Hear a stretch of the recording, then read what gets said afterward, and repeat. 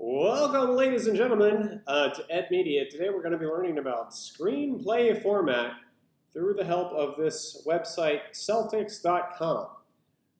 There are a variety of different tools and programs you can use to write in screenplay format.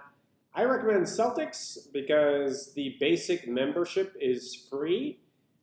This allows you to write 3 projects of your choosing, and you don't have to pay anything. If you'd like to write more than 3, certainly you do have that option, but as an intro to screenwriting, this is a great place to start. The reason why people often use screenplay format programs is because screenplay format is pretty specific. And it needs to be specific because the industry of filmmaking requires a number of different professionals looking at the same script. The script is essentially a blueprint to make a movie. And different people with different roles need to see different things. So screenplay format makes that possible. So today we're going to be working on a project. I've already created a project here. You would need to click New Project to start and click Screenplay.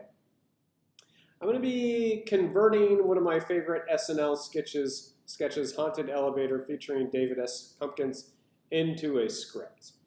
And I'll click on there to show you what I've started.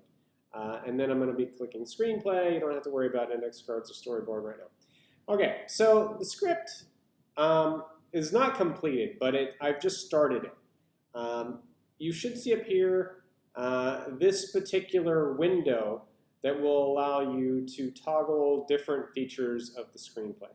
The first one is act, which isn't necessary for something as short as we're doing. But you could go from 1 to 3 or maybe 5 acts, depending on the movie. What we're going to start with is scene heading. This is just going to give us some very basic information about the movie. We're going to learn the location, the time of day, and if it's interior or exterior. Action is describing the scene, anything that's happening. Character is the name of the character. Dialogue is what they say. Parenthetical, transition, and shot are not always necessary. I would say parenthetical is the most common one used. This is describing the behavior of the characters. But transition and shot, these tend to be, it really depends on the screenwriter, but generally speaking, the director is kind of in charge of deciding what these will be. So they're not necessary, and I don't even know what that is. All right, so here we're going to get started. As you can see here, if you just begin writing in, you probably, actually, let me start from the very start. Okay, yeah, for my particular shot, it's already starting with scene heading, whether I like it or not. We have exterior, because it's an exterior shot, 100 floors of Frights Hotel, dash night. And then I also wrote my name by David Wade. You have to write your name for this assignment. I would also like you to include stylistic flourishes to make this clearly your own work. But in a real movie, I wouldn't write my name here, but yeah. All right, so we have that. And then after that, you can press Enter. And what that will do is it will take you into the next line where you can write the action. Now, my action here is stock shot of hotel with neon bloody billboard perched in front that reads 100 floors of Frights. The word Frights is painted in blood. Okay, after that, I can press Enter again, and I can go to character. And character, as you see, automatically is going to move the cursor to where the names of the characters should be formatted. So it's like maybe 4 tabs over. And this is where all of the names appear. The first time you write in a name, it's not going to really do anything. But the second time you write in a name, it will remember the name. So for instance, that's a mistake. But if I were to write the character name again, I could pick from the list as provided. Okay, so I don't need Michael because Michael's not in here. I've turned off the volume here because I don't want to trigger any of the YouTube copyright flags. But you can see the dialogue here in the closed captioning. Okay, so after the voiceover narrator,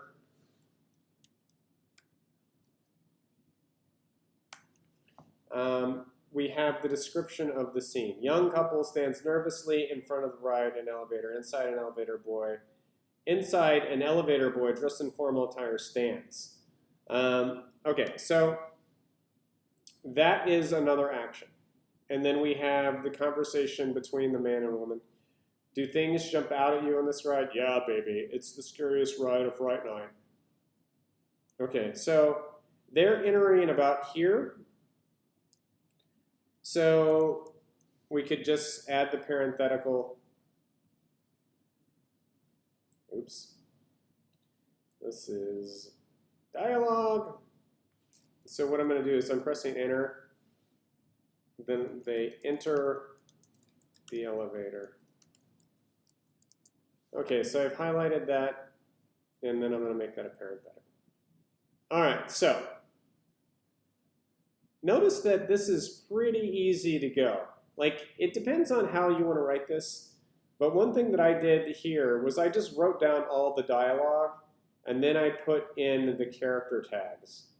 And as you see here, there are hotkeys that can make you jump through this much faster.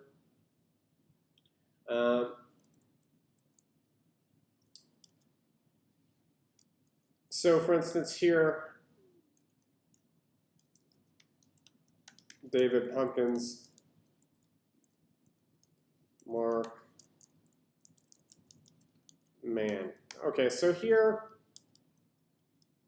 I want David Pumpkins in, and notice that the character is that 3,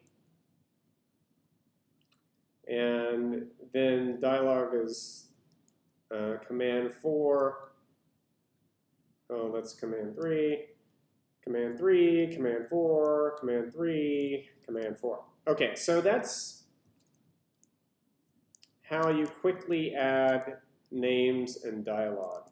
And the woman, I'll just add woman in here too. And it automatically capitalizes it. Okay, so I'll add that in too. Command 4, command 4. All right, so in addition to this, we can also add more action. Okay, so for instance, they sit down here, and I'm going to add an action description for the first monster that appears in this ride. Okay, so wahaha. Okay, so let's take a look at where that happens. All right, so this is Winifred. I'll add her name in here. And then, okay, so here's more action. So I'm going to go up here to action, or I could just press Command 2. The doors open to reveal a corpse bride with a noose around her neck. Maybe I'll say holding flowers and a noose around her neck. Okay, so let's play it a little more. So the shot changed, but we don't need to include that because,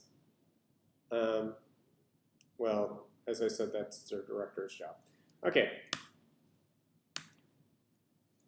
All right, so the doors slam shut. All right, so really the screenplay format, it is pretty specific in terms of formatting, but it's also very visual. Like this should be written kind of like a story where we can just see it all happening on the page from one moment to the next.